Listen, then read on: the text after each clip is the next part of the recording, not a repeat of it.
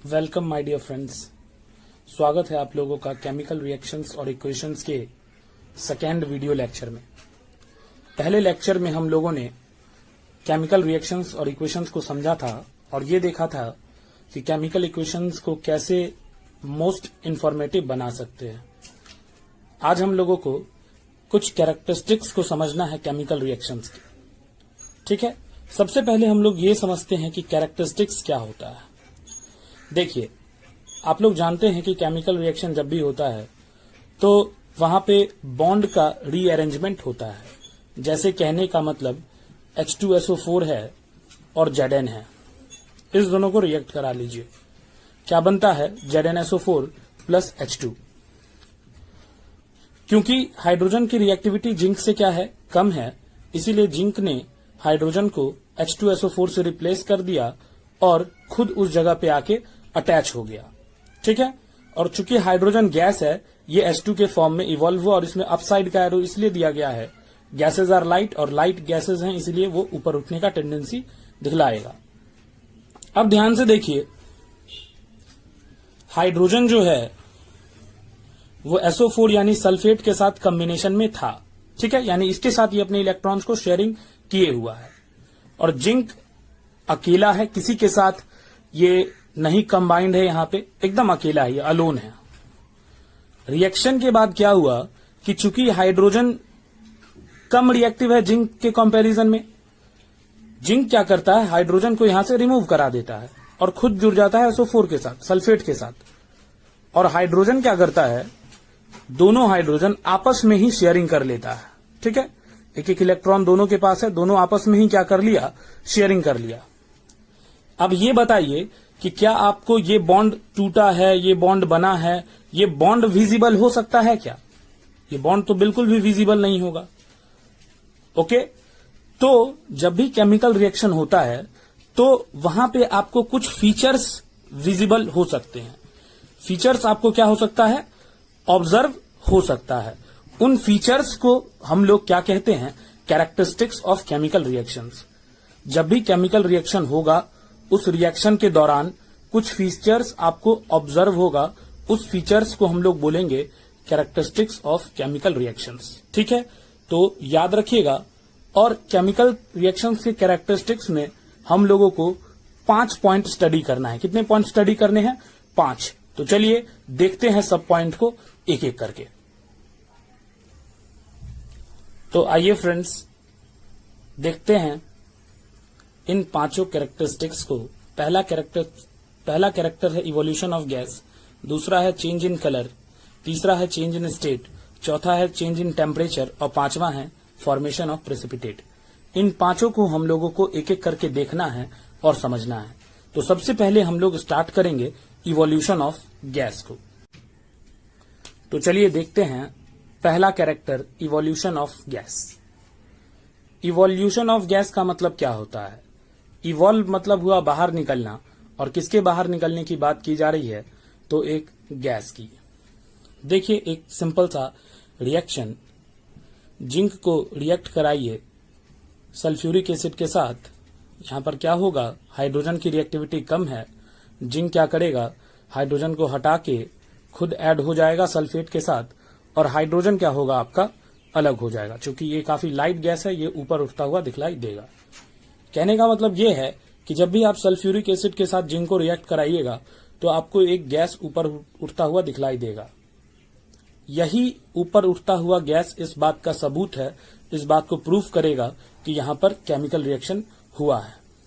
यानी एक गैस को इवॉल्व होता हुआ देख आप बता सकते हैं कि वहां पे केमिकल रिएक्शन हुआ है। एक और एग्जाम्पल की बात करते हैं। इस एग्जाम्पल से आप लोग कुछ चीजें भी सीख लेंगे। देखिए, हम लोग कोई सिंपल सा एक एसिड ले लेते हैं। ठीक है, एसिड मतलब आप HCl ले लो, H2SO4 ले लो, कोई भी एसिड ले लो। ठीक है, और इसका रिएक्शन कराओ मेटल कार्बोनेट के साथ। करा देते हैं, सोडियम कार्बोनेट है। कार्बोनेट मतलब क्या होता है, CO3। आ रहा है बात समझ में? और Na2CO3 क्यों हुआ? क्योंकि Na की चार्ज क्या होती है, +1, और CO3 की चार्ज क्या होती है, -2। क्रॉस ओवर कराइएगा, Na2 और CO3 बचेगा। आ रहा बात समझ में? अब HCl और Na2CO3 रिएक्ट करेगा, देखो आप एसिड बेस एंड सॉल्ट पढ़ोगे इसके बाद वाला चैप्टर, वहां पे आप देखोगे कि जब भी कोई एसिड मेटल कार्बोनेट के साथ या मेटल हाइड्रोजन कार्बोनेट के साथ रिएक्ट करेगा तो दो चीजें वहां पे फिक्स होंगी। क्या? CO2 और H2O। क्या क्या फिक्स होगा? CO2 और H2O। देखो ये H और यहां का CO3, ये दोनों मिलके HCO3 बनाता है और HCO3 एक स्टेबल फॉर्म नहीं है, जिस वजह से HCO3 आपको वाटर और कार्बन डाइऑक्साइड में टूटता है। आ रहा है बात समझ में? बचा यहां पे क्या क्या आपका सोडियम और क्लोरीन। सोडियम और क्लोरीन क्या करता है, एक दूसरे से कंबाइन कर लेता है और क्या बनाता है, NaCl। इस रिएक्शन को आप ध्यान से देखिए, यहां पर आपको एक गैस इवॉल्व होता हुआ दिखलाई देगा और वो गैस कौन सा है आपका, CO2। तो ये भी एक रिएक्शन है जो इस एग्जाम्पल का पार्ट हो सकता है, इवोल्यूशन ऑफ गैस का पार्ट हो सकता है। जनरलाइज फॉर्म में अगर हम कहें इसको कि अगर एसिड मेटल कार्बोनेट या मेटल हाइड्रोजन कार्बोनेट के साथ रिएक्ट करेगा तो एक सॉल्ट बनेगा और कार्बन डाइऑक्साइड और वाटर। ओके, तो इन दोनों को आप याद रखेंगे। चलते हैं हम अपने नेक्स्ट पॉइंट पे। चलिए तो आते हैं दूसरे पे, चेंज इन स्टेट।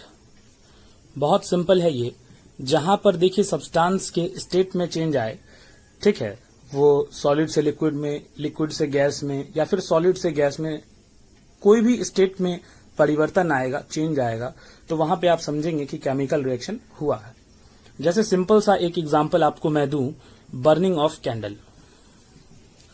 जब कैंडल जलता है, कैंडल क्या होता है आपका, सॉलिड वैक्स होता है ना, लेकिन जब वो बर्न करता है तो वैक्स पिघलता है और क्या बनाता है, लिक्विड बनाता है और कार्बन डाइऑक्साइड गैस भी रिलीज करता है। यानी देखो एक सॉलिड सब्सटेंस लिक्विड में और किस में कन्वर्ट होने लगता है, गैस में। तो ये एक एग्जांपल आप याद रख सकते हैं। दूसरा बहुत फेमस एग्जांपल, हाइड्रोजन और ऑक्सीजन। ये दोनों किस स्टेट में होता है, गैसेस स्टेट में होता है। इन दोनों का रिएक्शन कराइएगा, आप देखिएगा क्या बनता है, वाटर बनता है, जो किस स्टेट में होता है, लिक्विड स्टेट में होता है।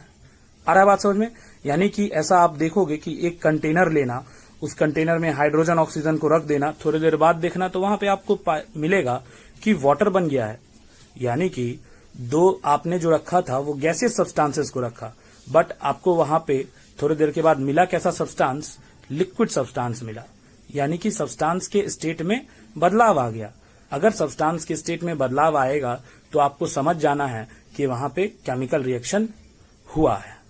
ठीक है, इस रिएक्शन को आप चाहो तो बैलेंस भी कर सकते हो। वैसे बैलेंसिंग इसी चैप्टर में हम लोगों को पढ़ना है, जो हमारे कमिंग लेक्चर्स में आएगा। यहां पर देखिए H2 है, हाइड्रोजन कितना है, यहाँ पे 2 है, यहां पर भी हाइड्रोजन कितना है, 2 है, यहां पर ऑक्सीजन कितना है, 2 है, बट यहां पर ऑक्सीजन कितना है आपका, 1 है। बैलेंस करने के लिए आप यहां पर 2 लगाओगे, ऑक्सीजन इधर 2 हो गया ना। बट एक चीज आप याद रखना, आगे आप जो भी चीज ऐड करते हो उससे सारा एटम्स मल्टीप्लाई हो जाता है। किसी भी कंपाउंड के आगे या किसी भी मॉलिक्यूल के आगे आप जो नंबर ऐड करोगे उससे पूरा का पूरा एटम उसका क्या हो जाता है, मल्टीप्लाई। इसमें अगर ऑक्सीजन 2 से मल्टीप्लाई हुआ तो H2 भी 2 से मल्टीप्लाई होगा।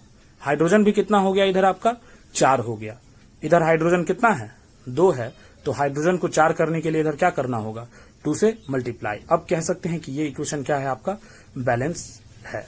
ठीक है, तो हम लोग बैलेंसिंग को और डिटेल्स में देखेंगे और बैलेंसिंग का जो भी मतलब हम लोग कॉन्सेप्ट भी लगाएंगे। 2 मेथड बताएंगे आप लोगों को बैलेंसिंग का, ये याद रखिएगा। एक काफी सिंपल और एक हिट एंड ट्रायल, जो आप लोग शायद जानते भी होंगे, कोई लोग जूनियर क्लासेस में भी पढ़े होंगे। तो ये था हमारा दूसरा, चेंज इन स्टेट। तीसरा पॉइंट, चेंज इन कलर। अगर सब्सटेंसेस में किसी इवेंट के बाद कलर का चेंज आए तो समझ जाइएगा वहां पे कुछ न कुछ केमिकल रिएक्शन हुआ है। जैसे मैं एक एग्जांपल देता हूं, आप लोग पोटेशियम परमैंगनेट का नाम सुने होंगे। पोटेशियम परमैंगनेट कहने का मतलब KMnO4। ठीक है, ये है पोटेशियम परमैंगनेट। इसका ओरिजिनल कलर की बात करें तो होता है पर्पल। कैसा कलर होता है इसका, पर्पल। बट आप क्या करोगे, इसमें थोड़ा सा साइट्रिक एसिड ऐड कराओगे। कौन सा एसिड ऐड कराओगे?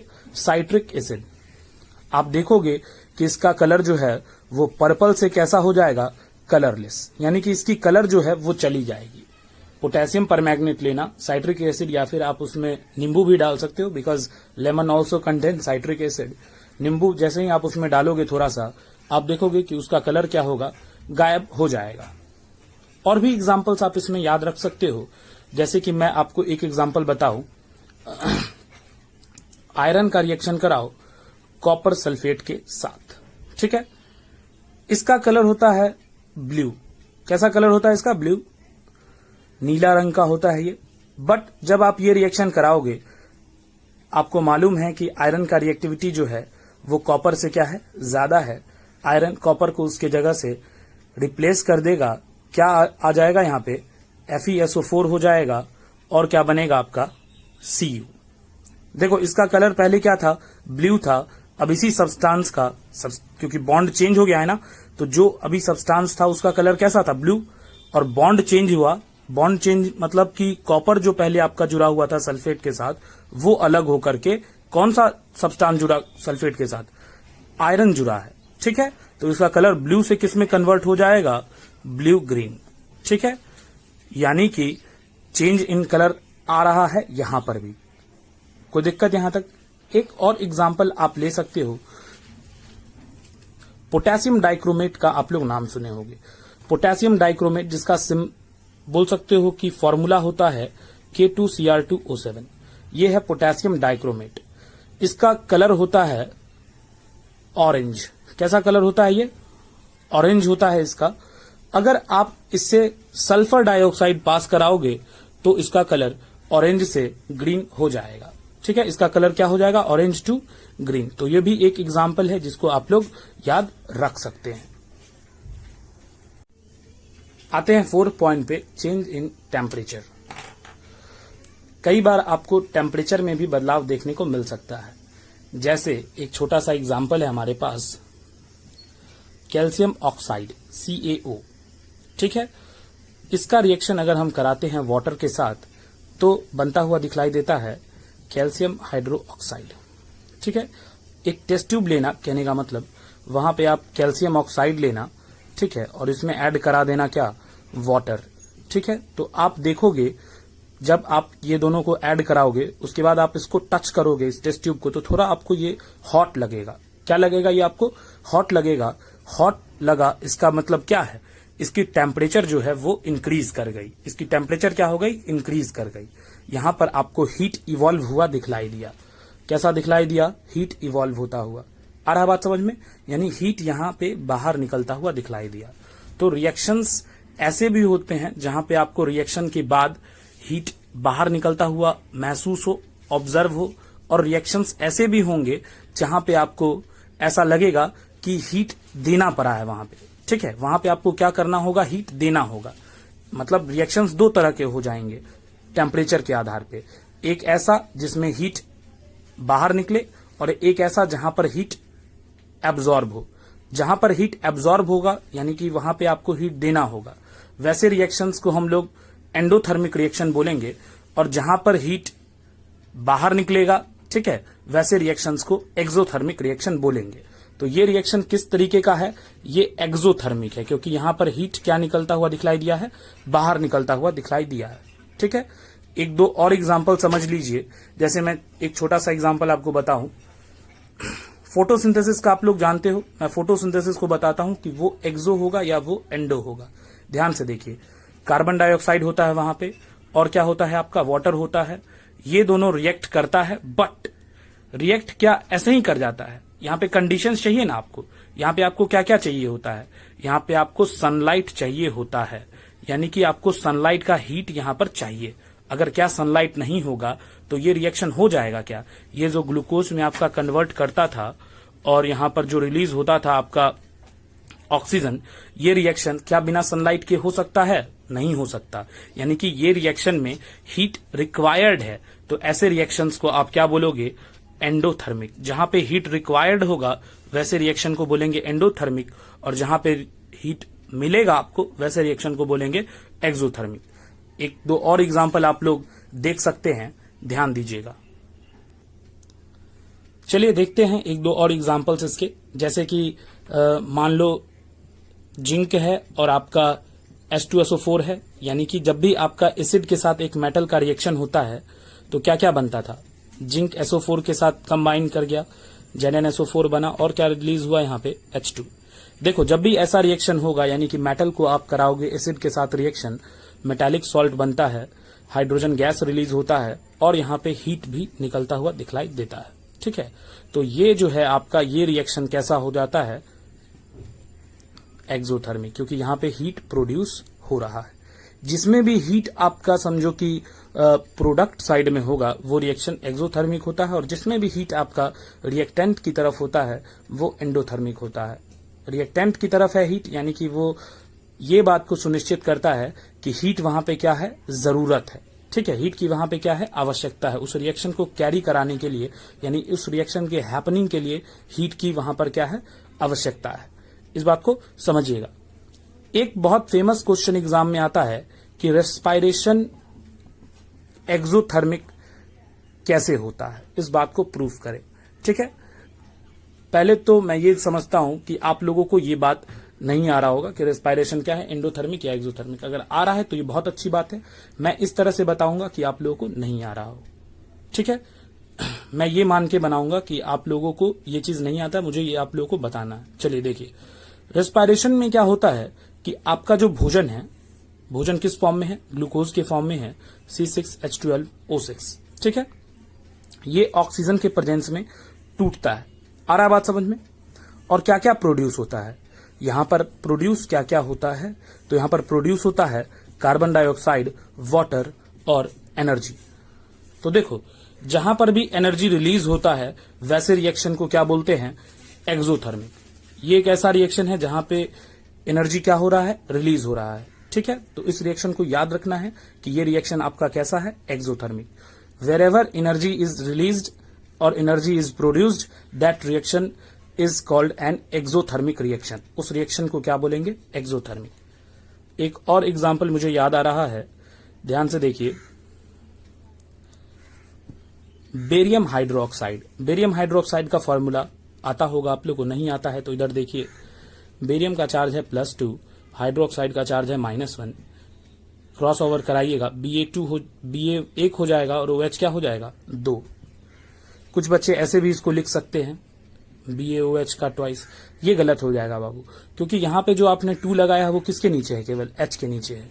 इसको करेक्ट बनाने के लिए दोनों पे लगाना होगा 2, क्योंकि आप देख सकते हैं जब ये क्रॉस ओवर हुआ है तो इस 2 से O और H दोनों मल्टीप्लाई हुआ है, और दोनों चूंकि अलग अलग एलिमेंट्स का सिंबल है। ठीक है, तो आपको एक होल देना होगा। इस होल का मतलब है कि दोनों को 2 से किया गया है। अगर यहीं पे मान लो क्लोरीन रहता, जैसे BaCl2 रहता, यहां पे होल नहीं लगाते, क्योंकि Cl का मतलब क्या हुआ, एक एलिमेंट, और OH का मतलब क्या है, 2 अलग अलग एलिमेंट्स है। आ रहा बात समझ में? इसीलिए यहां पर 2 लगाया, तो इस बात से सुनिश्चित हो रहा है, इस बात से ये बात प्रूव हो रहा है कि ये 2 केवल किसके लिए है, क्लोरीन के लिए, क्योंकि एक ही एलिमेंट रहा है, बट यहां पर 2 एलिमेंट्स हैं।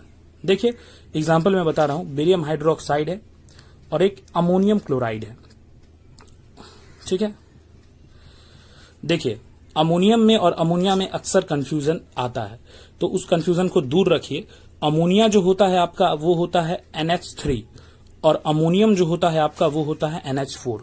NH3 एक स्टेबल है, इस पे कोई चार्ज नहीं होता, ये स्टेबल कंपाउंड है, बट NH4 पे चार्ज होता है, और वो क्या चार्ज होता है, +1 का। आ रहा बात समझ में? और क्लोरीन पे चार्ज होता है -1 का। दोनों को क्रॉस ओवर कराइएगा, क्या आएगा, NH4Cl। ये है अमोनियम क्लोराइड, ये है बेरियम हाइड्रोक्साइड। इन दोनों को जब रिएक्ट कराइएगा आपस में तो क्या क्या फॉर्म करेगा उसको देखिए। आपका बनेगा यहाँ पे बेरियम क्लोराइड, ठीक है, उसके बाद वाटर, और बनेगा आपको अमोनिया NH3। देखिए बाबू, ये रिएक्शन आपको ऐसे ही नहीं होगा। ठीक है, इस रिएक्शन को जैसे मान लो कि आपने बेरियम हाइड्रोक्साइड को और अमोनियम क्लोराइड को रख दिया, ऐड करा दिया, तो ये रिएक्शन हो जाएगा, ऐसे नहीं होगा ये रिएक्शन। इसमें आपको हीट देना होगा। क्या देना होगा, हीट देना होगा। तो जहां पर भी हीट लगा, ठीक है, जिस रिएक्शन में हीट रिक्वायर्ड रहा उस रिएक्शन को आप लोग क्या बोलेंगे, एंडोथर्मी, क्योंकि यहां पे हीट एब्जॉर्ब हुआ तब जाके ये रिएक्शन हुआ, ना कि आपको हीट प्रोड्यूस हो रहा है। ठीक है, तो ये समझ लेंगे आप लोग। अब हम लोग आते हैं 5वें पॉइंट पे। देखिए 5वें पॉइंट को, फॉर्मेशन ऑफ प्रेसिपिटेट। सबसे पहले यहां पर समझिए प्रेसिपिटेट क्या होता है। प्रेसिपिटेट का मतलब होता है आपके सॉल्यूशन में से जब कोई एक सॉलिड सब्सटेंस सेपरेट हो जाएगा उसको प्रेसिपिटेट बोलेंगे। जैसे मान लो कि आपका रिएक्टेंट है, जैसे मैं एक छोटा सा एग्जांपल ले रहा हूं। एक है हमारा लीड नाइट्रेट। लीड नाइट्रेट का फॉर्मूला क्या हो जाएगा, देखिए ध्यान से। लीड का सिंबल Pb, NO3 का क्या हो जाता है -1, लीड का चार्ज क्या है +2। ओके, क्रॉस ओवर कराइएगा, क्या हो जाएगा Pb NO3 का होल ट्वाइस। यहां पे होल ट्वाइस इसलिए क्योंकि N for nitrogen, O for oxygen, दोनों अलग अलग है। और वहां पे Cl में इसलिए नहीं लगाया था क्योंकि Cl एक ही एलिमेंट का सिंबल था। अब देखिए दूसरा लेना है पोटेशियम आयोडाइड यानी कि Ki। ओके, जब आप इन दोनों को रिएक्ट कराइएगा तो क्या बनेगा, ध्यान दीजिएगा। जब आप इन दोनों को रिएक्ट कराइएगा तो बहुत सिंपल है। देखिए यहां पर का पॉजिटिव आयन कौन है, लीड है। निगेटिव आयन कौन है, NO3 है। यहां पर का पॉजिटिव आयन कौन है, पोटेशियम, और निगेटिव कौन है, आयोडीन। आप लोग जो है एक रिएक्शन का टाइप पढ़ोगे, डबल डिस्प्लेसमेंट रिएक्शन। कौन सा टाइप पढ़ोगे, डबल डिस्प्लेसमेंट रिएक्शन। वहां पे आप देखोगे कि आयंस का एक्सचेंज हो जाता है।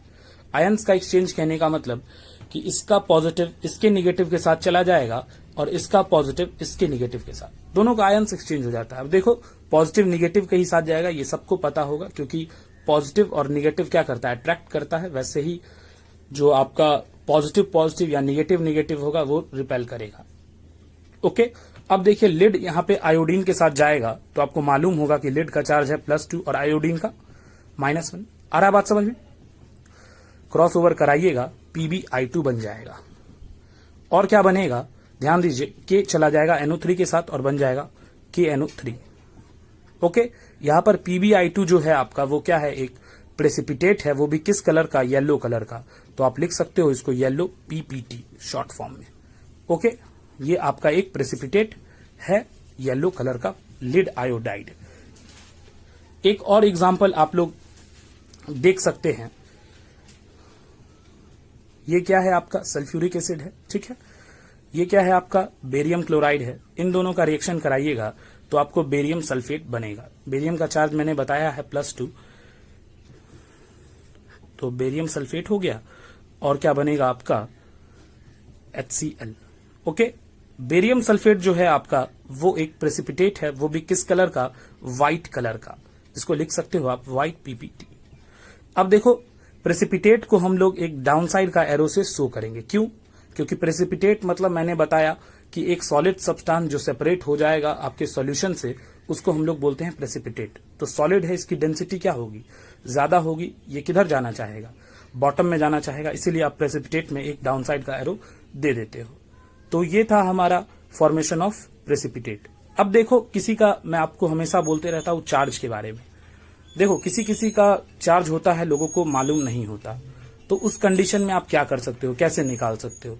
जैसे मैं बताऊं, बेरियम का चार्ज मुझे नहीं आता था, बट सल्फेट का मुझे आता था। ठीक है, एक आ रहा होगा एक नहीं आ रहा होगा, तो कैसे निकालेंगे।